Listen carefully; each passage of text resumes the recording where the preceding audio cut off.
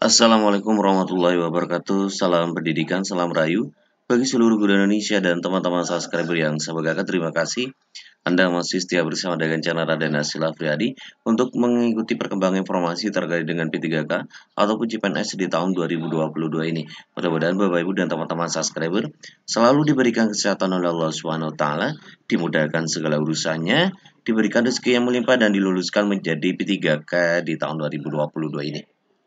Bagi teman-teman yang baru saja menemukan channel Raden Hasil Afriadi, silahkan di subscribe, like, dan komen. Jangan lupa aktifkan notifikasinya agar Bapak Ibu bisa mendapatkan informasi secara cepat, aktual, dan terpercaya. Subscribe itu gratis 100%.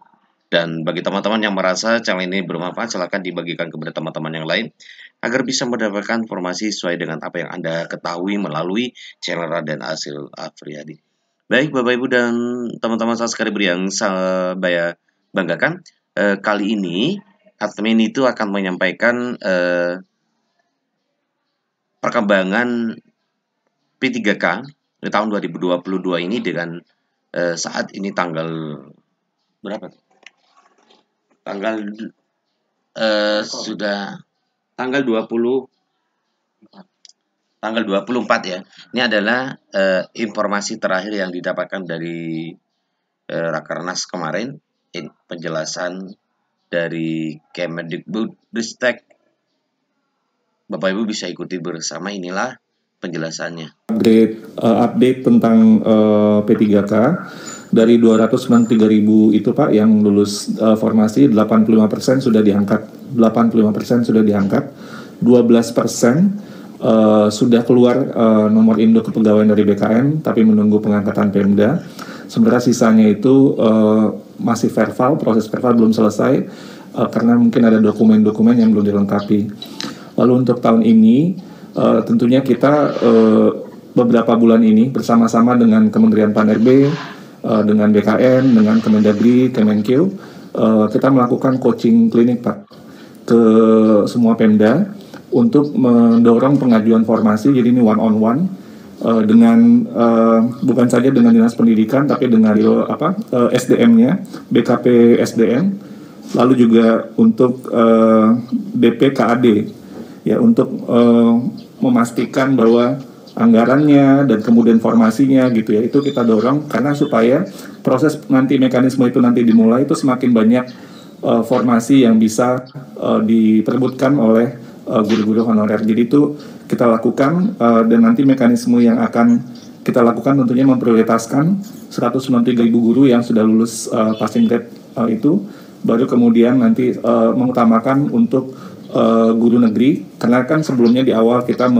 membuat penyesuaian mekanisme untuk melindungi pertama yang sudah lulus passing grade, dan kemudian jangan sampai guru-guru swasta itu juga langsung itu. Kita kan masalah tahun lalu yang kita coba untuk atasi untuk tahun ini. Nah ini akan kita lakukan mekanismenya sesuai dengan Permenpan yang baru untuk itu. Mungkin demikian yang bisa saya laporkan, Pak Fikri. Mungkin lebih lanjut nanti di raker.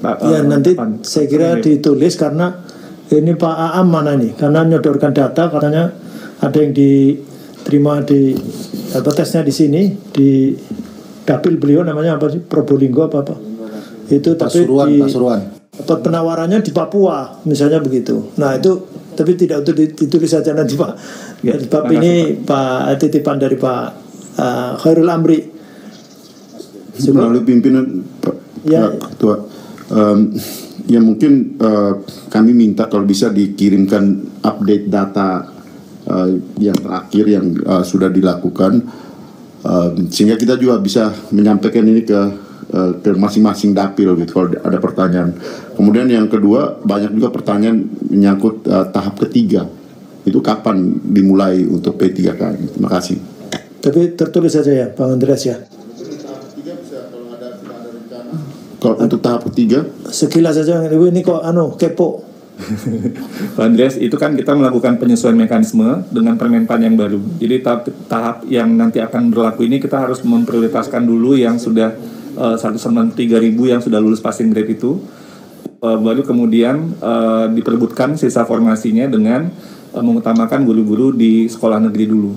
Jadi itu yang mungkin yang dinamakan tahap 3-nya itu. Tapi kan kita tahap ketiganya harus dengan penyesuaian mekanisme yang Permenpan yang baru. Jadi bukan kalau dibilang tahap ketiga nanti ikut peraturan yang tahun sebelumnya, itu kan ada kita perbaiki Pak dengan Permenpan yang tahun 2022 ini. Paham Pak, tapi yang ya ini karena pertanyaan ini sesuai dengan apa yang pernah disampaikan oleh Pak Menteri, karena ada tiga tahap tahun yang lalu yang akan dilakukan. Jadi bisa lebih dari 3 tahap nanti ya. Karena mungkin masih perlu nanti sampai selesai. Ditunggu Permenpannya Pak.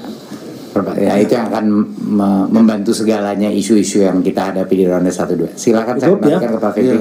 Menteri, karena ini nanti tahapan-tahapan itu ternyata juga ada regulasi baru, maka menyesuaikan, berarti tahap 1, 2, 3 atau malah tahapan-tahapan itu dianggap ini tahapan baru, ya nggak tahu. Nanti tergantung. Saya kira lebih baik aturan baru tapi dengan 1 juta kan? Ya, ini nanti mungkin sekaligus dijelaskan ya. Nanti tertulis, dan mohon maaf ini minta langsung ditayangkan saja. Pak Fikri, izin sambil nunggu ditayangkan. Iya. Mau pesan aja sama Mas Menteri, boleh ya? Nenek moyangku seorang pelaut, gemar mengarung luas samudra. Oke. Mas Menteri kan tadi bilang. Ditayangkan, silakan. Mas Menteri kan tadi menyampaikan timnya sangat senang bekerja ya, sampai harus di stop. Kayaknya harus dibantu untuk seimbang fisik, mental, dunia akhirat. Kenapa? Karena di halaman 10 Pak, makanya tadi saya tanya, jadi kapan sih asesmen bisa itu dilakukan? Ternyata 2018. Hari di sini di halaman 10 ada nilai rata-rata PISA target 2021 disebutkan. Padahal kan pengukurannya 2018. Ketika disebut target, terus ada realisasi berarti diukur dong. Nah ternyata kan tidak ada pengukuran. Jadi bisi, kalau kata orang Sunda, bisi capek teuing. Kalau terlalu capek Pak, nanti nyatetnya jadi beda-beda karena jauh angkanya sama 2018. Itu aja sih Pak, supaya lebih seimbang kehidupannya. Terima kasih. Assalamualaikum warahmatullahi wabarakatuh. Assalamualaikum warahmatullahi wabarakatuh. Itu tausiah ya, Bu Ledia, itu tausiah ya.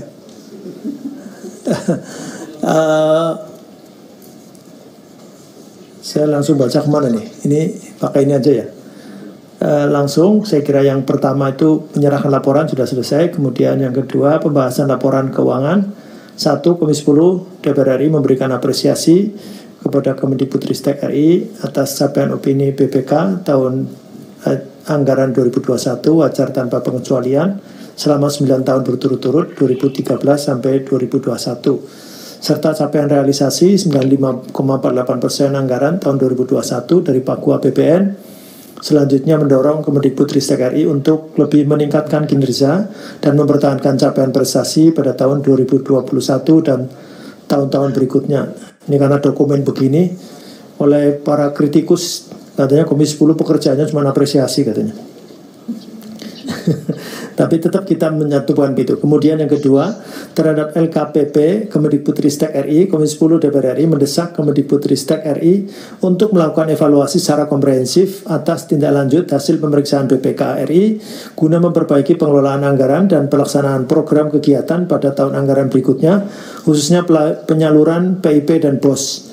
3. Komisi 10 DPR RI menyesalkan atas rendahnya penetapan dan capaian target oleh Kemendikbudristek RI terhadap program dan kegiatan penguatan karakter dan peningkatan kualitas pembelajaran serta relevansi pendidikan. Untuk itu, mendesak Kemendikbudristek RI segera melakukan evaluasi dan kajian permasalahan implementasi kebijakan pendidikan tersebut.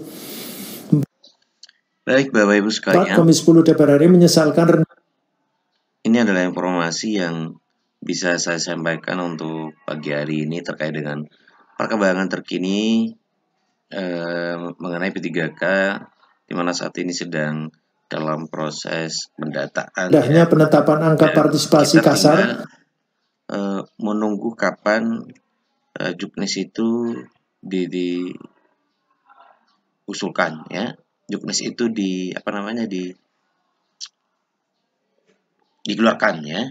Jadi untuk pelaksanaan P3K ini masih menunggu Juknis ya. Dan kabar ini bisa bermanfaat bagi teman-teman guru sekalian, berpikir positif karena ketika kita memiliki pikiran yang positif,